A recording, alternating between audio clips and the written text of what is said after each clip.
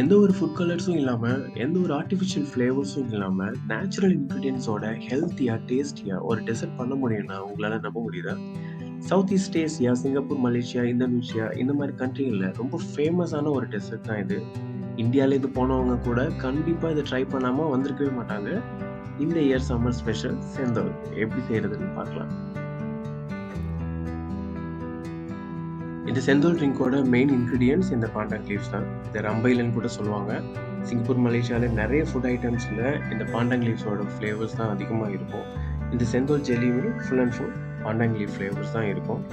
So Sentul jelly பண்றதுக்கு முன்னாடி 2 main items நம்ம ரெடி பண்ணிக்க போறோம்.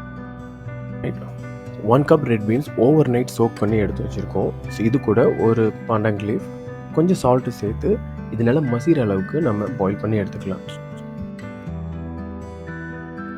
இது நல்லா பாயில் ஆனதும் இது போல் ஒரு கரண்டியில் வச்சு கொஞ்சம் கொஞ்சமாக நசுக்கி ஸ்மாஷ் பண்ணி விடுங்க.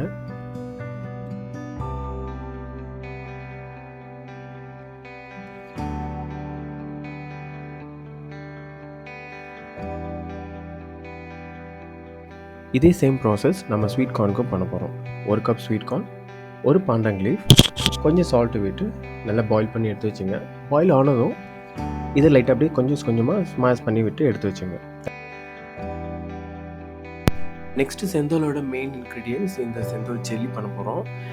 அதுக்கு ஒரு 6லேருந்து 7 பாண்டாங் லீஃப் எடுத்துகிட்டு அது சின்ன சின்னதாக கட் பண்ணி பிளெண்டரில் போட்டு ஜூஸாக எடுத்துக்கோங்க.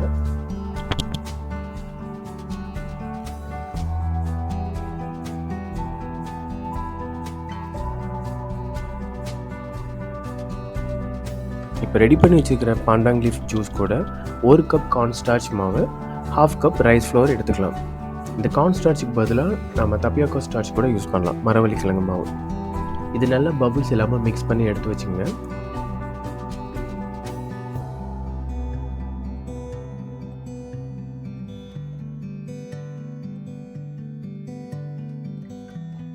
அடுப்பில் லோ ஃப்ளேமில் வச்சுட்டு இதை மிக்ஸ் பண்ணிக்கிட்டே இருக்க வேண்டியதான். ஒரு ஸ்டேஜில் ஜெல்லி ஃபார்ம் மாதிரி ஆகும். ஸோ ஃபஸ்ட்டு நம்ம அரிசி மாவு சேர்த்துருக்கிறதுனால இது கொஞ்சம் நல்லா குக் பண்ணி எடுத்துங்க.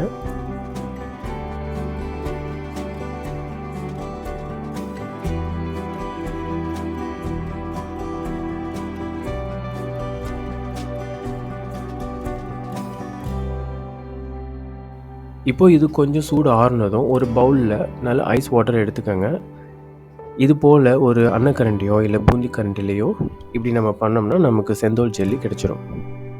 நாம் இதை இப்படியே ஐஸ் வாட்டரில் போட்டு ரெஃப்ரிஜிரேட் பண்ணி கூட பண்ணிக்கலாம்.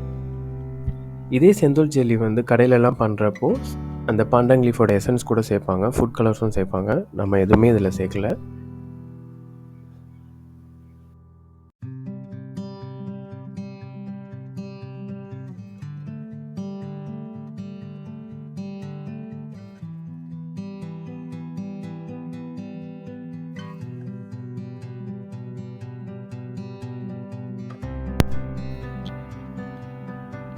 நெக்ஸ்ட் ஸ்டெப், இந்த டெசர்ட்டுக்கு ஸ்வீட் சேர்க்கறதுக்காக நம்ம பாம் சுகர் யூஸ் பண்ணுறோம்.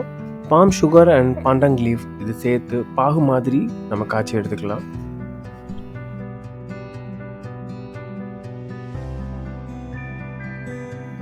இது கூடவே நல்ல திக்கான கோகனட் மில்க் கொஞ்சம் ரெடி பண்ணி எடுத்து வச்சுக்கலாம். That's all. இப்போ எல்லாமே சில்லுன்னு கூலாக இருக்கும்.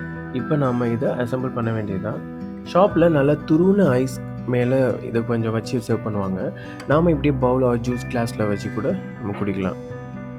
பக்கா ஹெல்த்தியான ஒரு டெசர்ட், ட்ரை பண்ணுங்கள். நம்ம ஊரில் இந்த மொலஸ்லா ட்ரிங்க் கிட்டத்தட்ட இப்படி தான் பண்ணுவாங்க. அரிசி மாவு ஜெல்லி அண்ட் கோகனட் மில்க் கூட பாதாம் ஜெல்லி சேர்த்து பண்ணுவாங்க. கிட்டத்தட்ட சேம் இதே மாதிரியான சிமிலர் தான் இருக்கும். பாண்டாங் ஃப்ளேவர் கிடையாது. இது மலேசியா, சிங்கப்பூரில் ரொம்ப ஃபேமஸான ஒரு டெசர்ட். கூடிய சீக்கிரம் மொலஸ்லா ட்ரிங்க்கும் செஞ்சு பார்க்கலாம். Thank you so much.